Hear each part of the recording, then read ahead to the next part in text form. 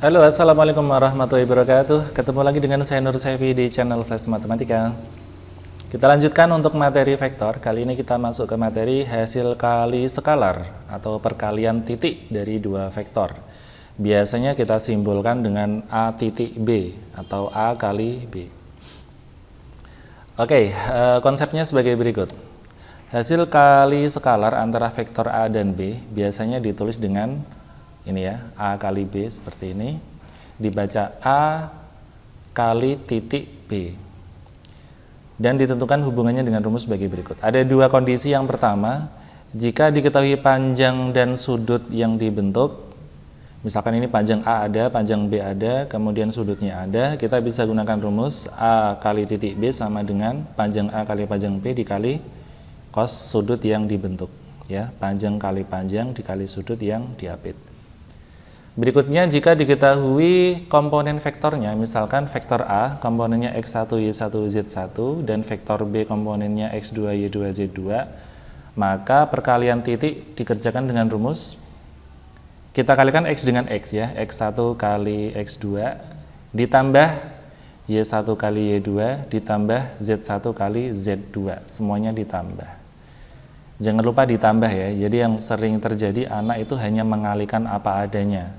X dikali X, Y dikali Y, Z dikali Z, lalu menjadi vektor, itu salah. Yang benar adalah setelah X sama X dikali, Y sama Y dikali, Z dan Z dikali, semuanya dijumlah.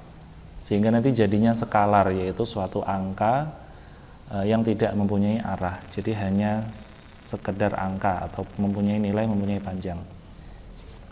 Berikutnya, ada sifat-sifat perkalian skalar yang perlu kita ketahui. Yang pertama, A kali B akan sama dengan B kali A. Ya, perkalian titik A kali B dengan B kali titik A itu sama, atau bisa dikatakan bersifat komutatif.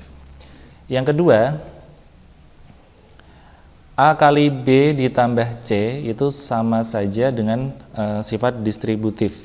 Ya, jadi AB AC, kalau tambah ya tambah, kalau A kali B min C ya jadi AB min AC gitu ya.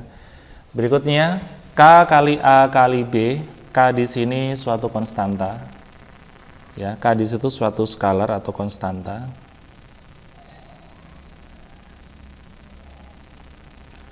Yang dia skalar, yaitu tidak punya arah, hanya punya nilai, yaitu kita kalikan saja K kali A lalu kalikan B, atau A, K-nya dikalikan B. Jadi ini K-nya bisa milih ke salah satu. Bisa kali A saja atau kali B saja. Berikutnya, ketika ada A dikalikan A, vektor A dikalikan vektor A, itu rumusnya adalah panjang A kali panjang A. Aslinya ya, aslinya A dikalikan A itu adalah panjang A kali panjang A. Tadi rumusnya adalah dikalikan cos sudut antara A dan A. Jadi ini A, ini A. Sudut antara vektor A dan A adalah 0 derajat. Sementara kita tahu cos 0 itu nilainya 1, sehingga jadinya panjang A dikuadratkan.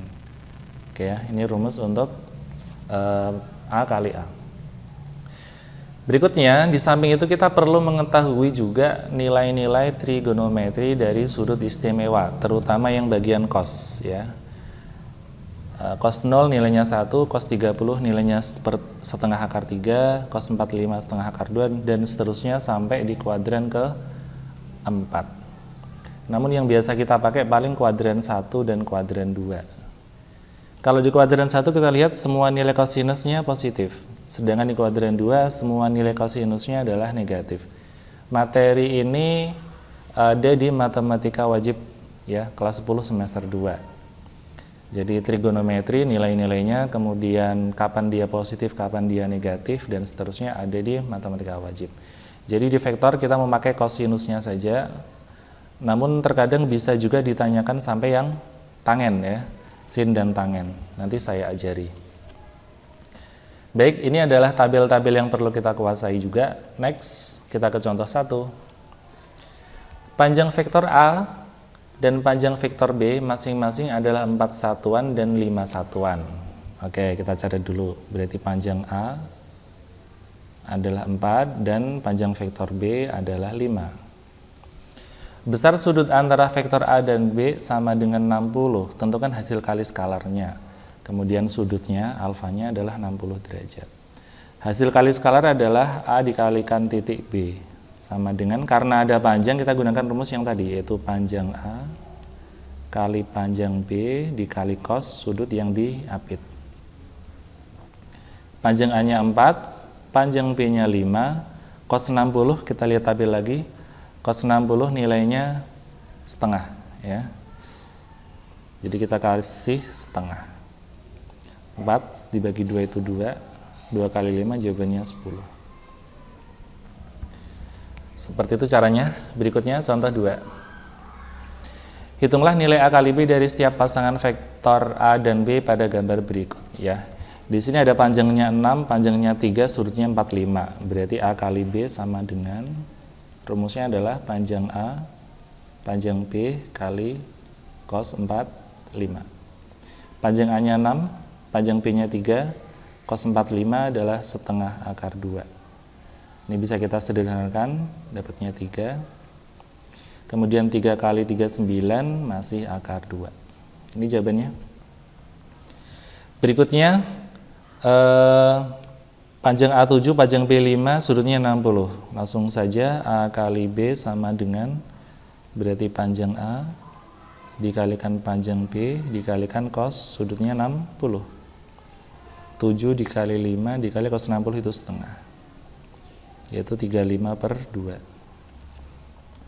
Berikutnya yang C, panjang A4, panjang B3, sudutnya siku-siku. Siku-siku itu 90 derajat, ya. Kita masukin A kali B sama dengan panjang A kali panjang B kali cos 90 derajat, oke. Panjang A-nya 4, panjang B-nya 3, cos 90 nilainya 0. Jadi hasil perkalian skalarnya adalah 0.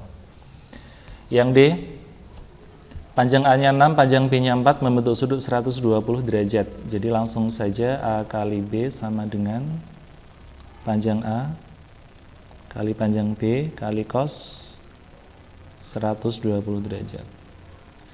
Panjang A-nya 6, panjang B-nya 4, cos 120 nilainya adalah negatif setengah. Kita cek lagi cos 120 itu berapa. Ya, cos 120 adalah negatif setengah. Oke, jadinya 6 kali 4, 24 dibagi 2, 12 negatif 12. Baik, itu contoh 2, kita lanjut ke contoh 3. OPQR adalah bangun persegi panjang dengan OP sama dengan 6 dan PQ sama dengan 8. Ruas garis berarah OP mewakili P dan ruas garis berarah OK mewakili vektor Q. Hitunglah hasil kali skalar antara P dan Q. Kita gambar dulu persegi panjang OPQR seperti ini. OPQR diketahui OP 6, ini sudah OP-nya 6, kemudian PQ-nya 8. PQ 8 otomatis OR juga 8, ya. Berikutnya ruas garis berarah OP mewakili vektor P. Saya gambar dulu vektornya. Ini vektor P. Kemudian ruas garis berarah OK namanya vektor Q. OK itu ini. Kemudian hitunglah hasil kali skalar antara P dan Q. Nah, hasil skalar antara P dan Q itu rumusnya adalah panjang P dikalikan panjang Q dikalikan cos sudut antara P dan Q. Katakanlah alfa, ya. Di sini cos alfa atau sudutnya tidak diketahui. Nah, untuk mencari nilai cosnya, kita akan mengaitkan sedikit dengan materi trigonometri. Coba saya keluarkan segitiga OPQ, ya.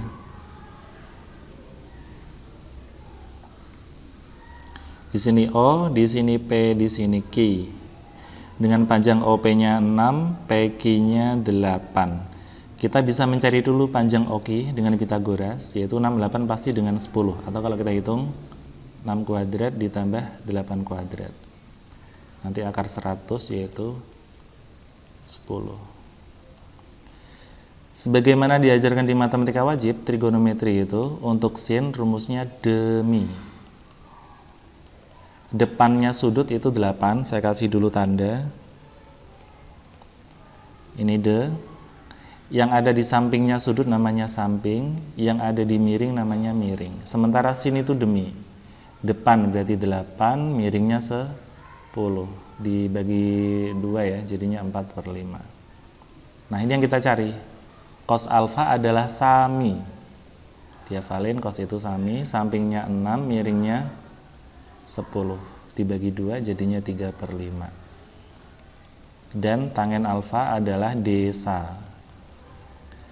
Depannya sudut itu adalah 8, sampingnya adalah 6. Jadinya 4/3. Baik, yang kita pakai yang ini. Cos alfa nilainya 3/5. Kita masukin panjang P. Panjang P itu 6. Kemudian panjang kita tadi sudah kita hitung jadinya 10. Ini kita kasih 10. Dikalikan cos alfa, tadi kita hitung hasilnya 3/5. Oke, yang 10 sama 5 dapat 2. Sekarang jadinya 6 kali 6, 36. Perhatikan di contoh 3 ini ada variasi soal di mana sudut atau alfanya tidak diketahui ya.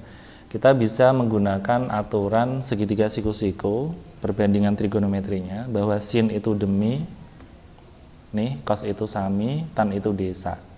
Tinggal segitiga siku-siku tadi kamu cari semua sisi-sisinya, baik depan, samping maupun miring. Nanti otomatis sin, cos, tangen ketemu semua. Yang kita pakai yang cos saja sesuai permintaan rumus.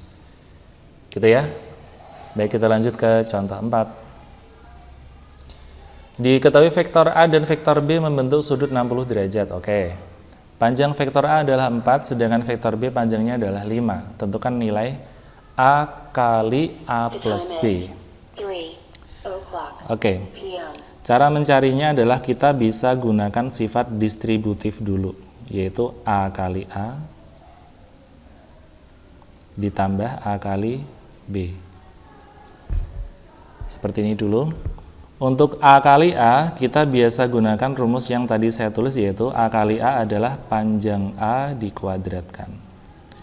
Sedangkan A kali B rumusnya ada, yaitu panjang A kali panjang B kali cos sudut antara A dan B. Dalam hal ini 60 derajat. Baik, panjang A-nya tadi 4, berarti 4 kuadrat. Panjang A kali panjang B berarti 4 dikali 5. Cos 60 nilainya setengah. Nah, ini bisa kita sederhanakan, dapat 2. 4 kuadrat 16, 2 kali 5 10. Jadi hasilnya 26. Jadi langkah pertama didistribusikan dulu ya. Kemudian A kali A punya rumus sendiri, A kali B juga punya rumus sendiri, tinggal dikerjakan saja. Baik, dengan cara yang sama, yang B juga seperti itu. Caranya didistribusikan ya. Jadinya B kali 2A itu 2AB atau 2BA dikurangi B kali B itu ya B kali B. 2 kali BA berarti 2 kali BA-nya sendiri itu panjang B kali panjang A dikalikan cos 60. Dikurangi panjang B kali B itu panjang B dikuadratkan. Oke, 2 kali BA 2 kali panjang B panjang A cos 60. Berarti panjang B-nya tadi 5, panjang A-nya 4, cos 60 itu setengah. Dikurangi panjang B dikuadratin, panjang B-nya tadi 5 dikuadratkan. Baik, ini duanya saya sederhanakan saja. 5 kali 4 20 dikurangi 5 kuadrat 25, sehingga hasilnya negatif 5. Bagaimana dengan yang C? Kita bisa kalikan dulu ya, distributif saja. Ternyata jadinya adalah A kali A dikurangi yang A sama min B ini jadinya min A kali B. Yang B kali A itu A kali B positif. B kali min B itu min B kali B B. Intinya dikalikan distributif ya, seperti di SMP, yaitu dikali-kalikan. Kemudian yang ini sama ini saling menghabiskan ya, karena satunya min, satunya plus. Berarti kita peroleh hasil A kali A dikurangi B kali B. A kali A rumusnya adalah panjang A dikuadratkan. B kali B rumusnya adalah panjang B dikuadratkan. Panjang A sendiri tadi 4 ya. Panjang B-nya 5. 4 kuadrat 16 dikurangi 25 sama dengan negatif 9. Baik, itu untuk contoh ke-4.